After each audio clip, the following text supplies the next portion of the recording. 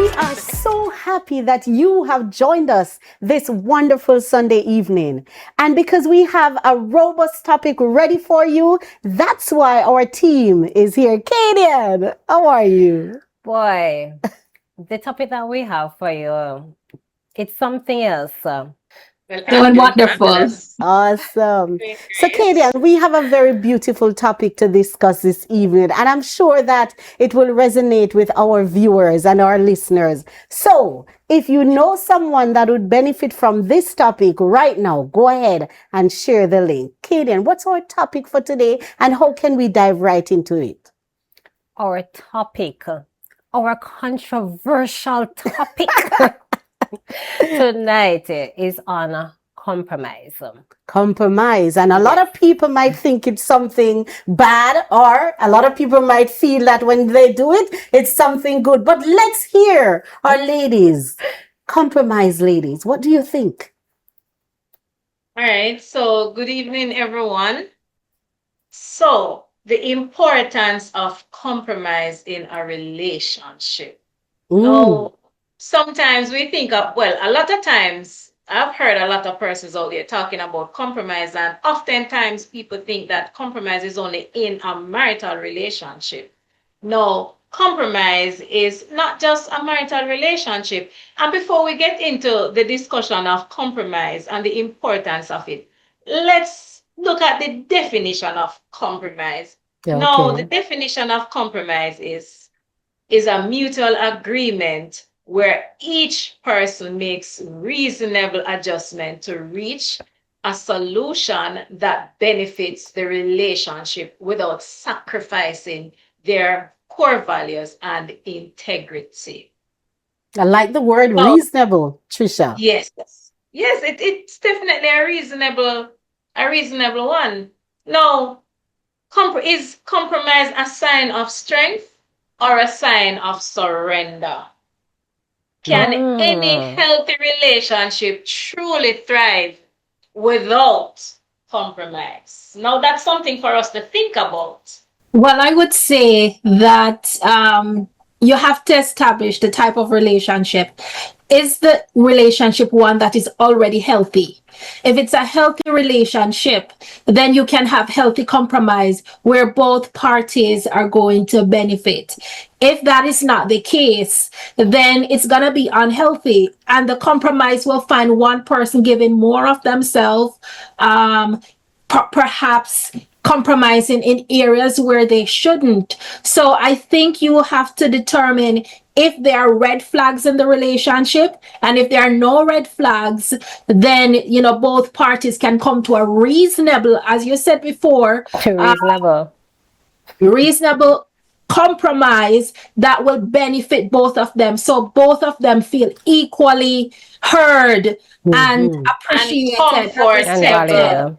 Valuable. Yes, yes.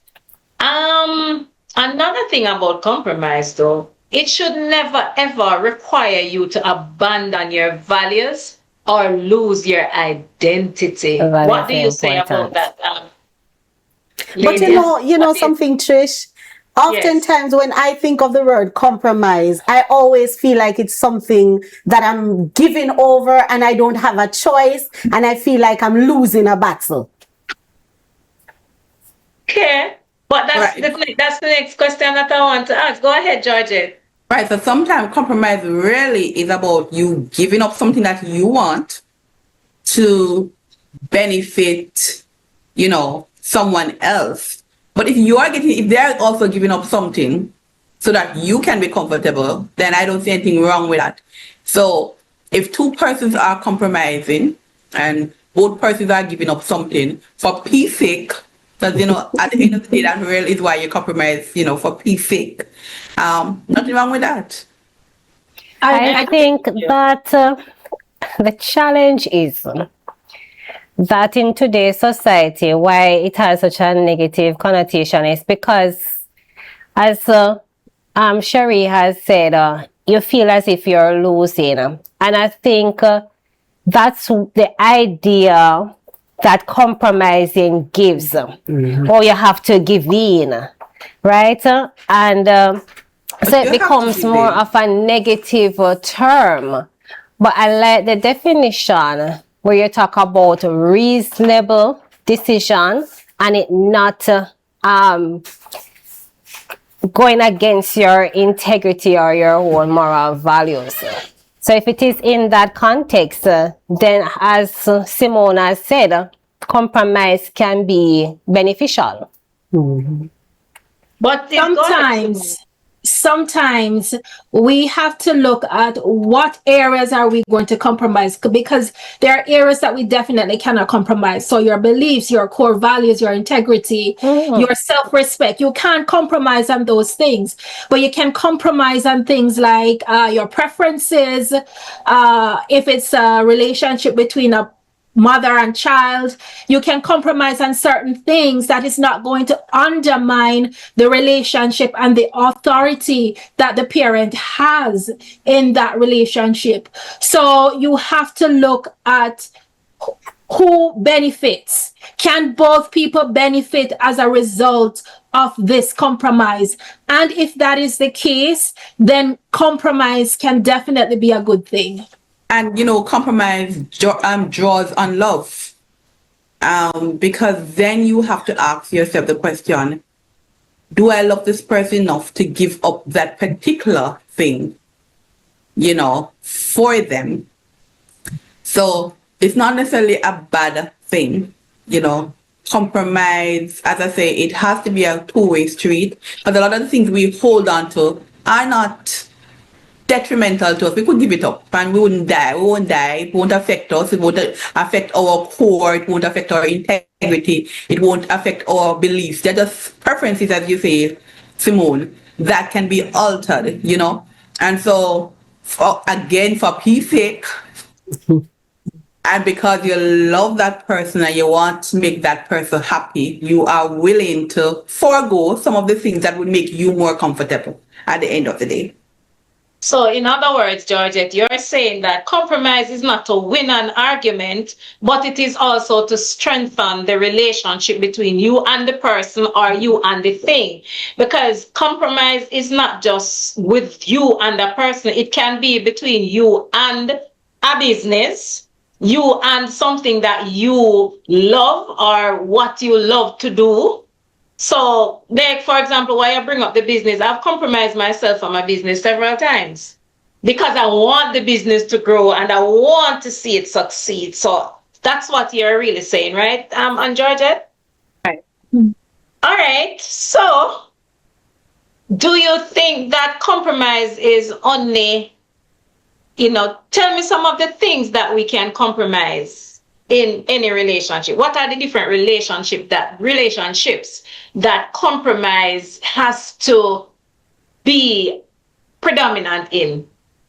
What? So I can only speak in marriages? Only in No, only not just marriages. Okay. So I can speak to the parent-child relationship. So I have a son, he's 16, and the older he gets, the more I realize that I have to come to an agreement with both of us. So for example, on Sunday, I was to take him to a summer camp that he's staying overnight. He wanted to go later in the afternoon. I'm like, no, if I can't take you at that time, I have to take you earlier because there's something happening at church that I want to go. So if I take you at 11 o'clock, it's an hour and a half drive. It means I'm going to get to my church activity 2 hours late. So we came to the conclusion that, okay, the event is 5 hours. I can miss 2 hours and he would still get to where he needed to go on time. So I think that was a reasonable compromise. I didn't need to be at church for the start of the event, but I just needed to be there at least for 2/3 of it to support what was happening. With all this discussion, and it is an exciting discussion, I think we need to take a break before we come back for the next phase of this discussion. Hey, lady leader. Yes, you. Nope, don't look around. I'm talking to you. Did you know we're kin? Yep, we're related. We're sisters. Cut from the same cloth. The same heavenly cloth called to be leaders and mentors creating spaces of kinship. kindness and connection. Yeah, that works. And hopefully meeting some kindred spirits along the way. That was smooth. I know, right? Want to know how? Sunday, October 25th, 2026. The Kin Convention. Hashtag King Khan. She loves saying that. I really love saying that. At the Really Living Center in Mount Hope, Ontario. Where female ministry leaders All across Ontario. Come together. to be encouraged. Equipped. And reminded that You belong here. And because scripture says, let us consider how we may spur one another towards love and good deeds. We are bringing you inspiring keynote speakers. Like her. Equipping and engaging workshops. and an interactive, full immersive kinesthetic experience. Ooh, I like that. Oh, you definitely will. And don't forget to bring Someone who you're mentoring. A future leader with a heart for ministry. Spaces are limited. but we want you there. So register today. See you at King Khan. You really do love saying that. I really do love saying that. And what are you waiting for? You will too. Now click the link and we'll see you soon. Bye. See you.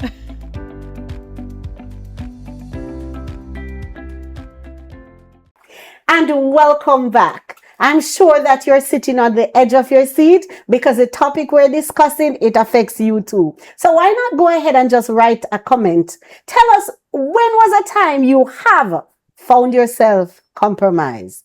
Kaydian. I think we compromise every day. Yes. Yes, every life situation, there is some compromise. Yes. And that is why Simone is going to take us a little deeper into her experience with compromise and her son. When I think about it, me compromising with my son, that is not undermining my authority as a parent, but it's also showing him that when he goes out there in the world, he will have to compromise with his friends. He will have to compromise at the camp that he's working at. And so it is a healthy interaction between the parent and the child, where both of us feel that we got what we wanted out of the experience. And I think that is the essence of compromise. I shouldn't walk away feeling as if I am less than, nor should my son walk away feeling devalued, but he should feel that he was heard and he was understood. Now, ladies, can you share some examples in your experiences where you've had to compromise, and what was that like? Right. So I've had to compromise in my marriage. People tend to think that when you're married, for it to work, you must be the same. But you're really married to somebody who's usually totally different. It's the opposite attract. Totally different, So like my husband, he's quiet, he's a homebody, he likes to stay home. I am to a certain extent, but I like to go out too. I like to have fun and I like to stay out, So the compromise we have is, we know that it's Christmas time. He agrees he will come with me to the family get together, even though he'd rather stay home. And I will go with him to his family get together. But he also understands that I like going to my office functions. And so sometimes I go by myself. And he waits up for me. He knows I'm coming in back late. At 12 o'clock, he waits. He opens the door for me. He may not necessarily want to come with me. And that's okay. That's something that we have worked out over the years. He also understands that I am quite moody. Especially after a long day, I come in and I really don't want to talk to anyone. And so he would say to the children, leave your mom alone, give her a break. Just allow me to thaw out for an hour or so before I interact with everyone else. So it's really just having an understanding of what your partner likes and what you don't like, and trying to make it work, And it really means that sometimes, you have to give up, because I love to go to all the functions and have my husband with me. But if he doesn't like going to the functions, what am I to do? So you compromise to make it work, and it has worked. It's amazing, Georgette. So how about you and the church, Sherye? Have you ever had to compromise as it Well, relates to the church? thank you for asking that question. I found that I've served the church for many, many years. And when it comes to taking an office in the church, for me, that's my biggest compromise because honestly, some departments I don't want to serve in or some position I don't want to serve in. And I find that I take those positions. So that to me is a compromise, right? And as a result of that, I find that I get miserable at the first part of accepting, but then I grow into it and it becomes a little easier. So for me, that works out very well. So nice. So Kaydian, how Okay. about you in the workplace? As I said, we compromise all the time. So for work, how I see compromise occurs is sometimes you'll be asked to, well, not asked, but because of the situation, a case may come in at the last minute. Instead of leaving that case with your colleagues to deal with, you stay back to help, even though you have had a long shift and would love to be home, but you stay back. Yeah, so that is one of the ways of positive compromising in the workplace. I like that spin, Kaydian, positive. Yes, because there are negatives. Yes. So Kaydian, give us a negative that you would have experienced. So negative compromise, and it's not necessarily me, especially on Sabbaths. A lot of persons are, asked to work on the Sabbath. That is a compromise which may not work out in your favor because it may mean that to stand up for your integrity, you have to walk from the job, walk away from it. And that is why I like the definition so much because it requires 3 principles to be in place for it to be beneficial. One, there has to be an agreement between the 2 parties where the 2 parties are willing to make sacrifice. The second thing is that, don't remember the second one, but the last one is that it should not, there should not be a situation where you compromise your integrity. So if it does not meet the criteria, then it means therefore there is no room for compromise, right? You have to perhaps make hard decisions.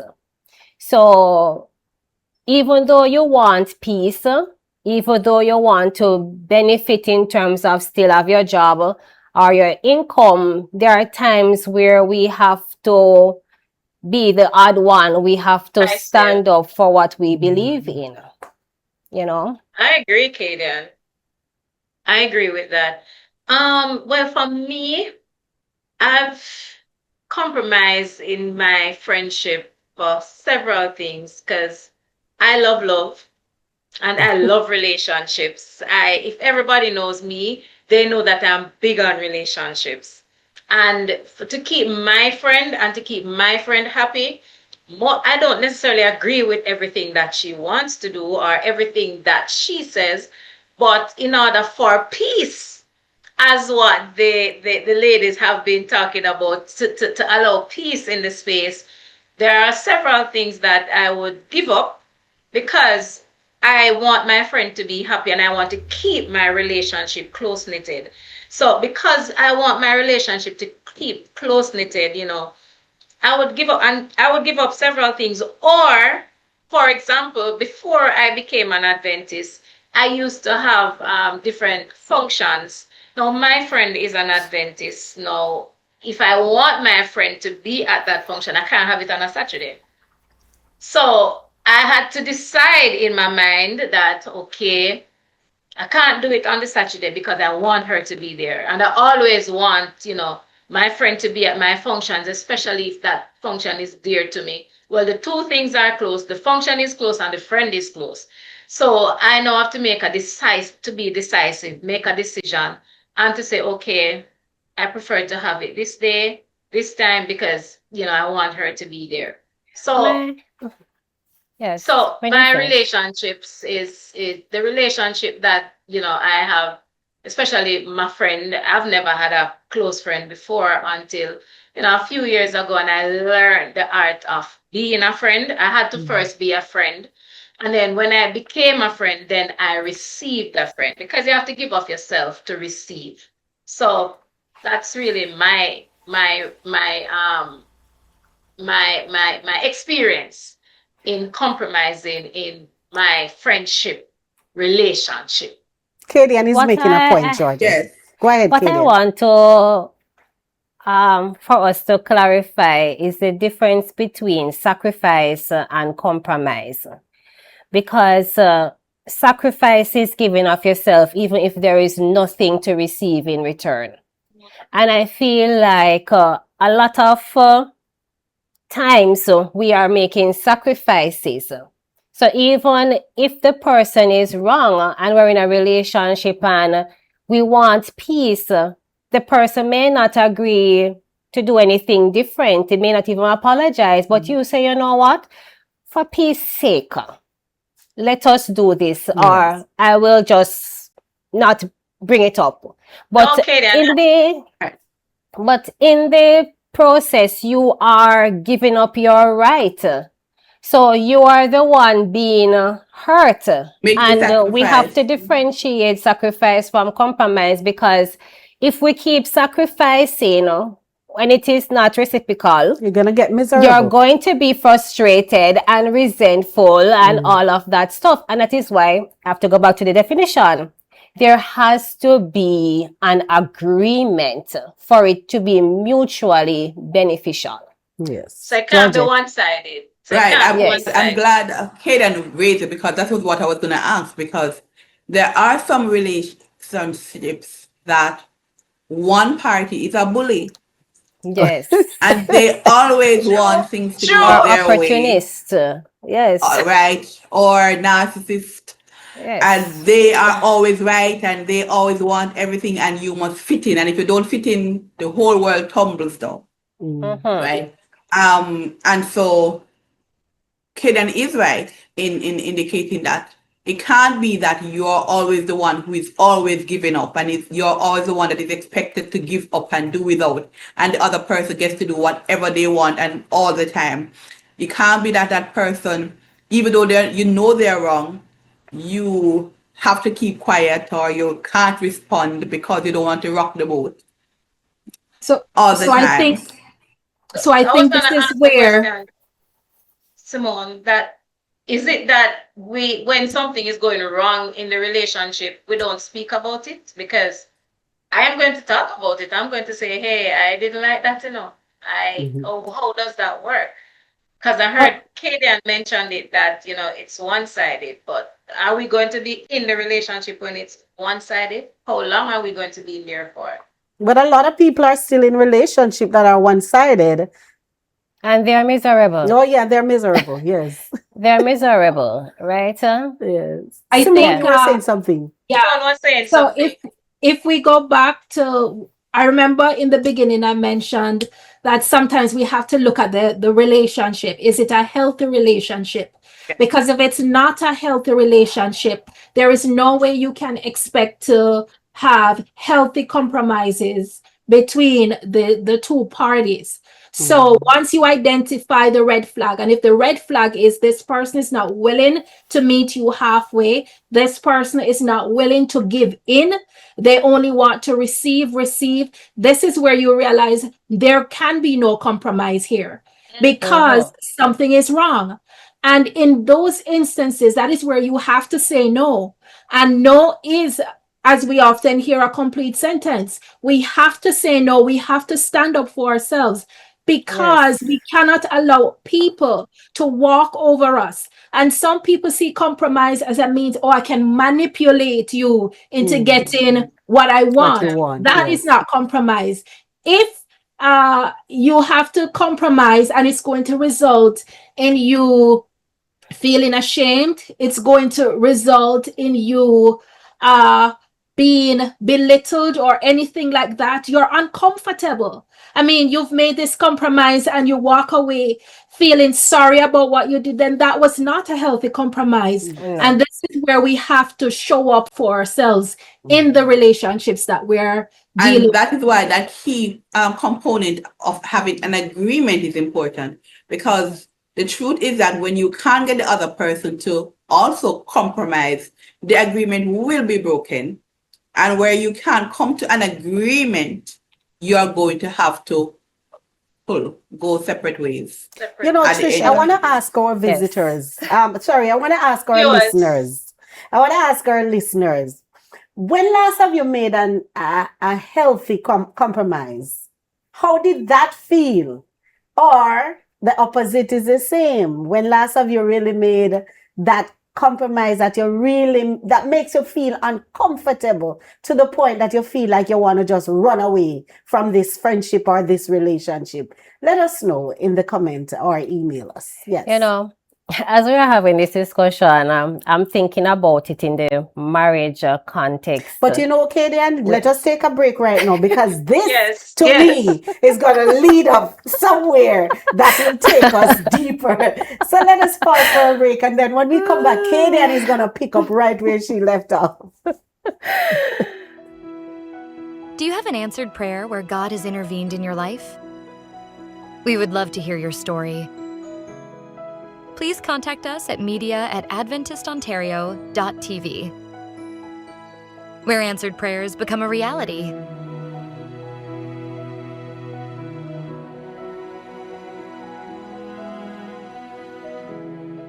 We are so happy that you have remained in your seat, in your car, in your homes, wherever you are listening us from or wherever you're watching us from.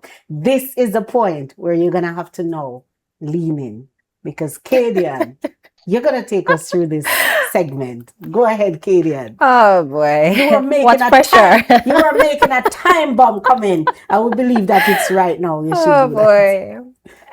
As I said, this whole idea of compromise has been totally misunderstood. And I'm happy, Treacha, we're having this discussion to make clear what this whole issue of compromise is, looking at those principles that was mentioned in the definition.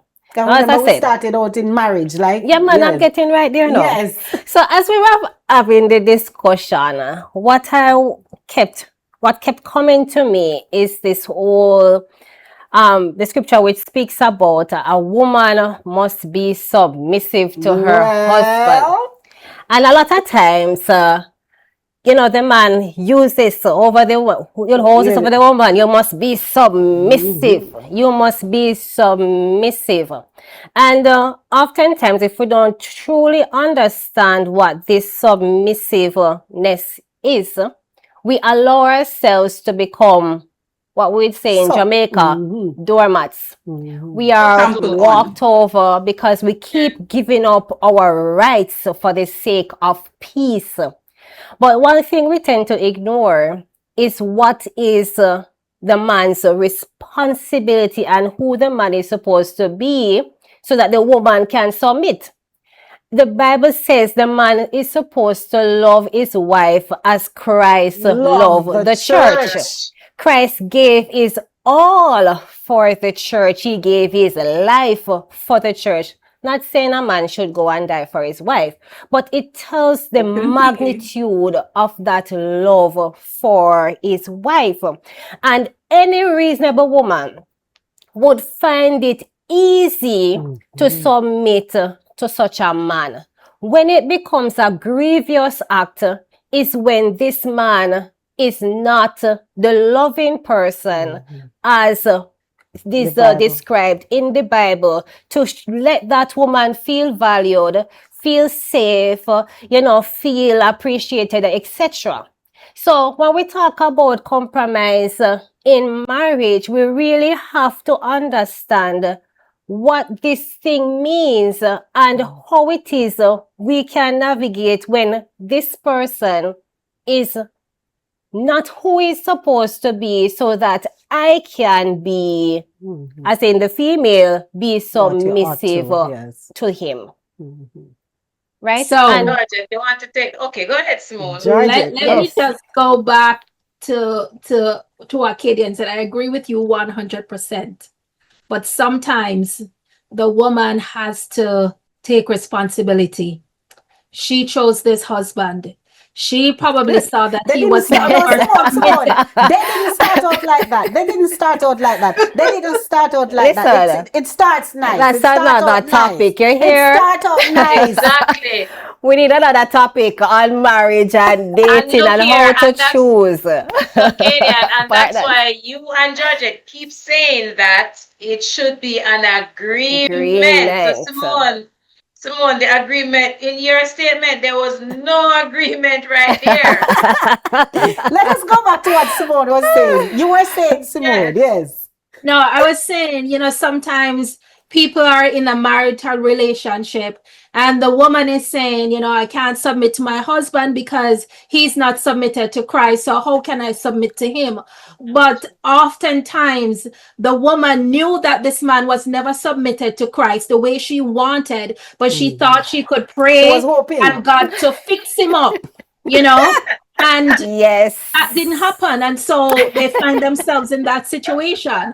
And I'm speaking as someone who was never married. So, and that's why I want Georgette to take it, because she's the married one.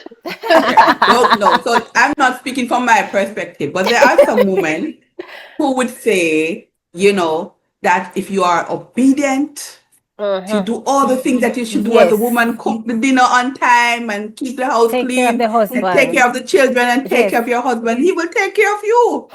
So when your husband is rough and when he doesn't want to come home, it's because you have not been doing what you should do. She has not been compromising, Georgette. She has not been compromising. Too much. And she over-compromised. Right. She's not compromising.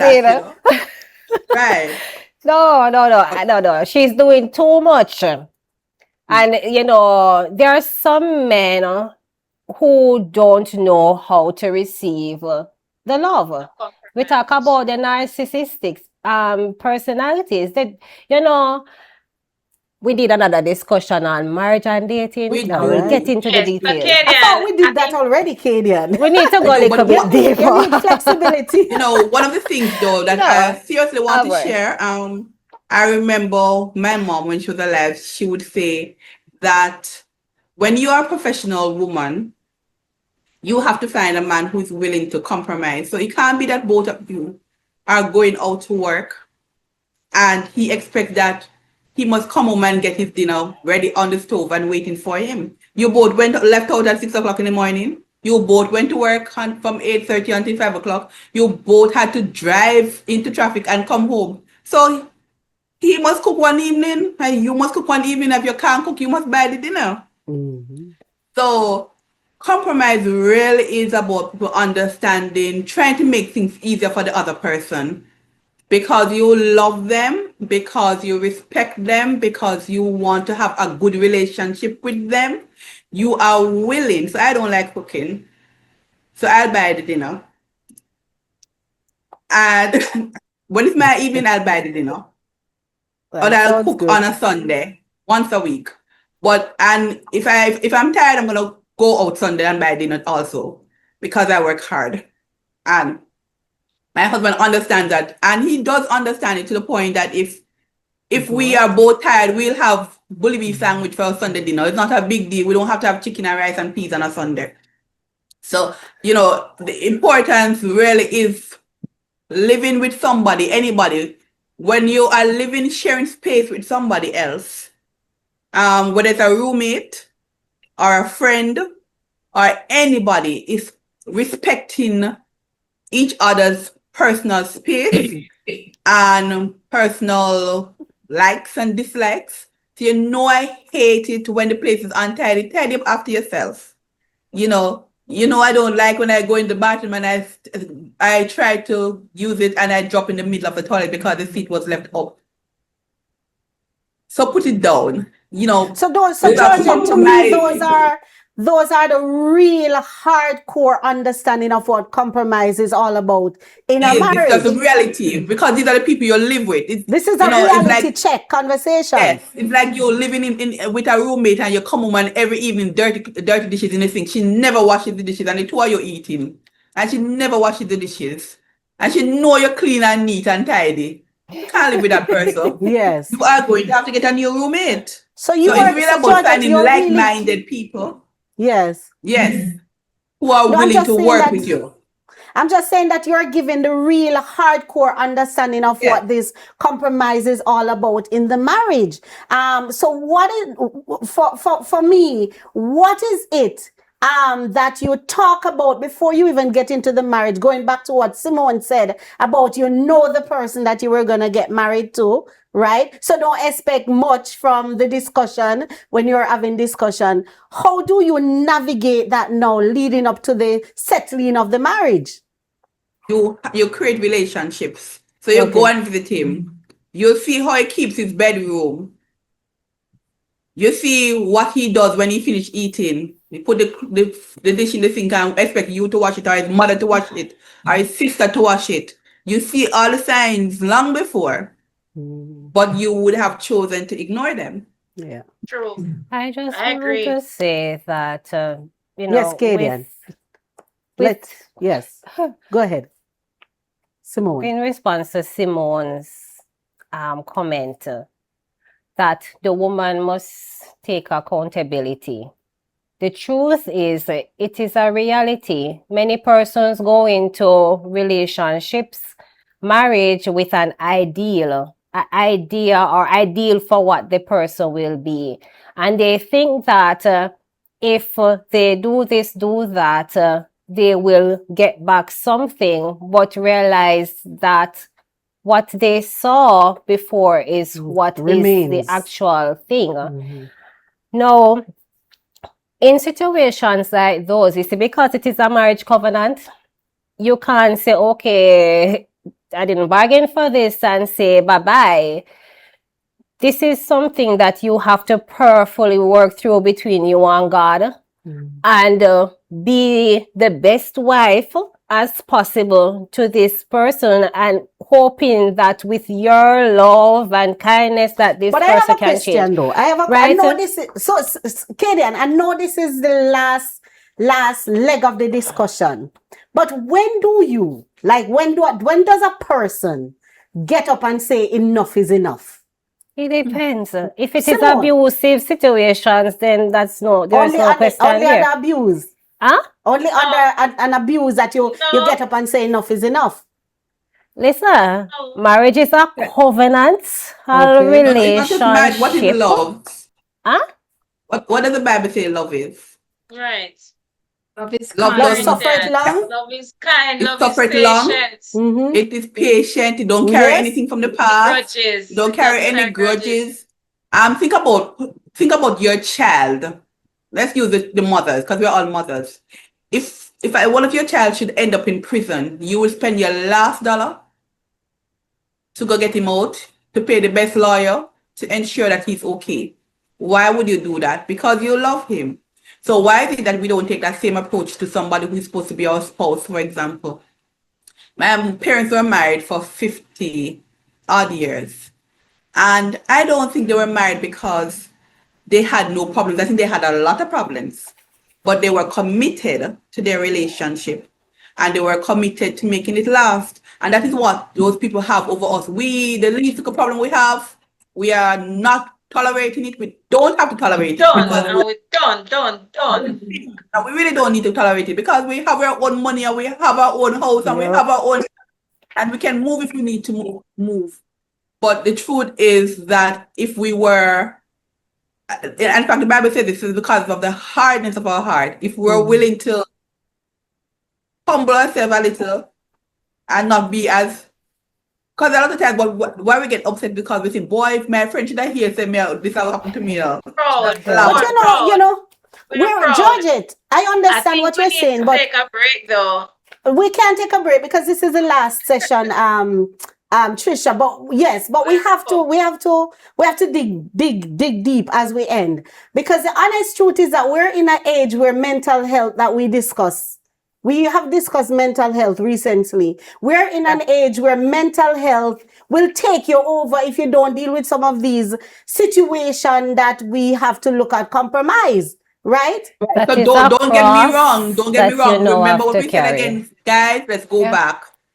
Remember that compromise is about A two sets of mutual. persons mutually agreeing to give up something that will work with something. It's a If you balance. find, and I will say it again, if you find that you are the only one giving up something all the time, you are the only one making all the sacrifice. You're the only one fighting to keep the relationship alive. They said one hand cannot clap. Oh, If you're going in two different directions, you cannot meet at a point. You'll never meet because you're moving in different directions. you're need a gonna pass counselor. each other as well. Right. It means it will not work. And if it is not working, you cannot stay in it. And I will not advise anyone to stay in it. But if you are willing to compromise, if both parties were willing to compromise, the marriages would last as long as ever. As you work. All right. I'm sorry that Let's we're take gonna a give our break. final Let us views take on a the break matter. So and come back. yes. Let us take a break and come back and give our final views. Across Ontario, something meaningful is happening in our churches, in our schools, in our communities. Ontario Conference News brings these stories together, sharing faith, service, and the ways God is working across our province. From local and province-wide events to inspiring testimonies, from Adventist schools to community outreach, from ABC Christian bookstore updates to stories from Hope Channel Canada and ADRA Canada. OCN keeps our church family connected and informed. Scan the QR code to sign up today and stay connected to Adventist news across Ontario.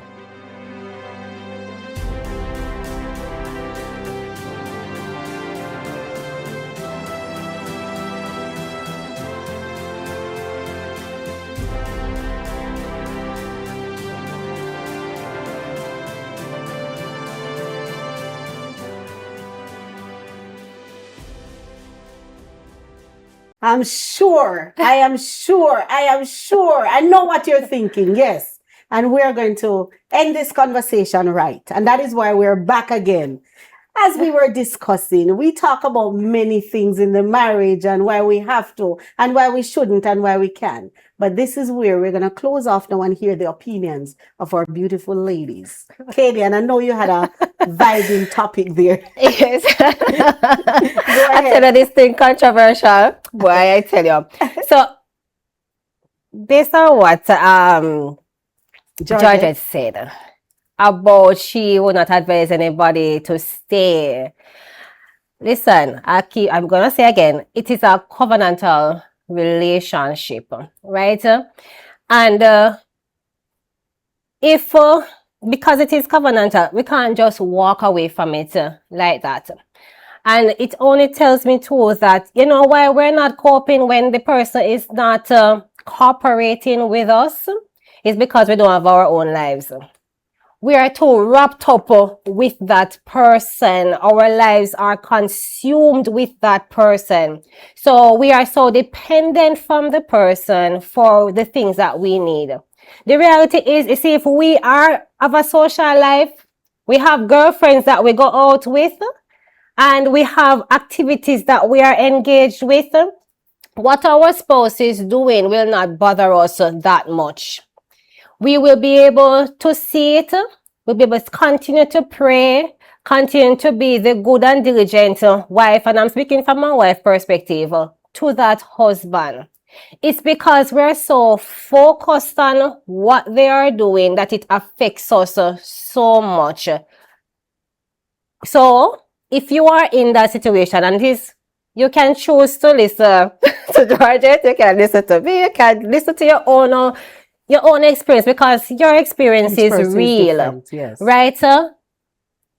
My thing is, look at your life, look at what it is that you want, what your goals, what your aspiration, focus on self-development, exercise, go out more, travel the world, enjoy life, and you will find that what is happening at home will not affect you as much. And I say that, we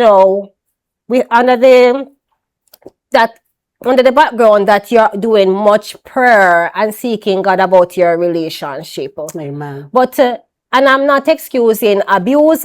Those are things that threaten life and your mental health. Nobody is saying stay in situations like those. But we understand there are a lot of times you might be in a marriage and you're disgruntled with it because it is not what you anticipated. Because you're the one compromising too. Yes. But as I said, focus on self-development. And that is the reason, last thing. This is the reason why just supporting what Simone said about accountability. You see, when you're going into relationships, we have to ensure that we are contented. Yeah. We don't look for the other person to make us happy. If we are happy in our singlehood and we seek to find somebody who is also contented in their singlehood, we don't need each other to make each other happy. Mm-hmm. Then, and we have God as our focus, it will work. Yeah. But when we are empty and we are dependent upon this person, and then the person does not live up to that standard, it hurts us more and frustrates us more. Mm-hmm. So that's something we need to look into. Yes. We kind of drifted from the compromise, but I had to share. Yes, Simone. All right, as we bring this conversation to a close, I just want to say, when we think of compromise, both parties should walk away feeling as if they got what they wanted. Mm-hmm.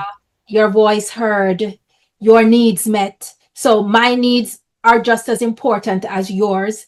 And so we can come to an agreement that we are going to ensure that everybody gets what they want to make the relationship better, to help the relationship to grow, because that is the whole point of having compromise. It's to bring people together, it's to bring about harmony within the relationship.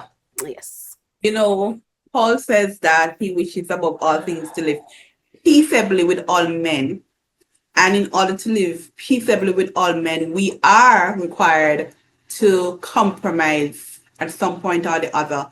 And it doesn't mean that we must give up our values and our integrity, but it means that some of the things that we fight over are really unnecessary. They're not as important as we make them out to be.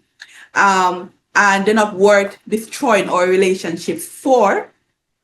And so we can give up some of the little things to make someone else happy. And it is not unreasonable to ask them to give up some of the things that they hold on to too. Just be mindful of the fact that a compromise is not a one-way street. It is something that both parties have to agree to, both parties have to want. And if you find that you are the only one who is giving, your relationship is in trouble. And always remember, viewers, that compromise is not about losing yourself. It is about building stronger relationships through love, respect, communication, and understanding. True compromise creates connection. It does not create resentment. So compromise is about balance in everything that we do. Any and everything, it is about balance. And that is Sherye. why we, as a team, as a group, engage you every Sunday, because we know that what we say here is real. And this evening you have heard one of the real conversation that we can have right in this space. So until we meet again, Simone. Thank you for watching. Join us next week on Ontario.tv, Roku, and Amazon Fire TV. And tune in every Sunday evening at 7 p.m. But we will discuss the courage to fail. the courage to fail. Thank you for joining us. This is Mantled for More. And remember, the mantle marks you, but more transforms you. Until we meet again.